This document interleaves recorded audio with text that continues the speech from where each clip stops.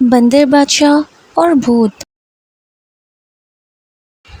ایک گھنے جنگل میں بندروں کا ایک گروہ رہتا تھا۔ بندروں کا بادشاہ بہت عقل مند تھا۔ ایک دن اس نے اپنے گروہ کو اکٹھے بلایا۔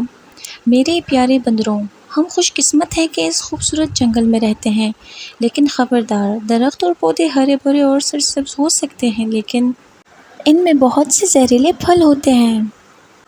تالاب میں صاف چمکتا ہوا پانی ہو سکتا ہے، لیکن ان میں سے ایک میں بھوت رہتا ہے۔ اس لیے پہلے مجھ سے پوچھے بغیر کچھ نہ کھاؤ اور نہ پیو۔ اگلے دن ایک بندر کو پیاس لگی۔ اسے بادشاہ کی بات یاد آئی اور وہ اس سے بات کرنے چلا گیا۔ بچے فکر نہ کرو، بادشاہ نے کہا، میں تالاب کی چھان بین کروں گا کہ یہ محفوظ ہے۔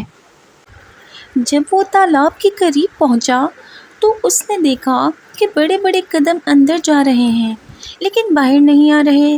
بادشاہ نے نتیجہ اخذ کیا کہ یہ وہ جگہ ہے جہاں بھوت چھپا ہوا تھا۔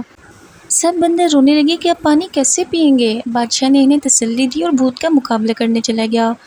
بھوت نے کہکے لگایا، تم بڑے مخمصے میں ہو بندر بادشاہ، اگر تمہارے بندر تالاب میں آئے تو میں انہیں کھا لوں گا، اور اگر وہ ایسا نہ کریں تو وہ پیاس سے مر جائیں گے۔ بادشاہ نے سوچا مجھے کوئی حل تلاش کرنا چاہیے۔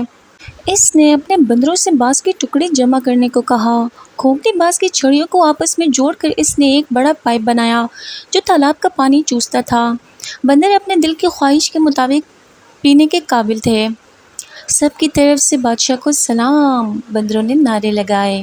وہ بھوت جسے بندر بادشاہ نے اپنی سمجھداری سے شکست دے دی تھی، وہ لمبے چہرے کے ساتھ تالاب میں واپس چلا گیا۔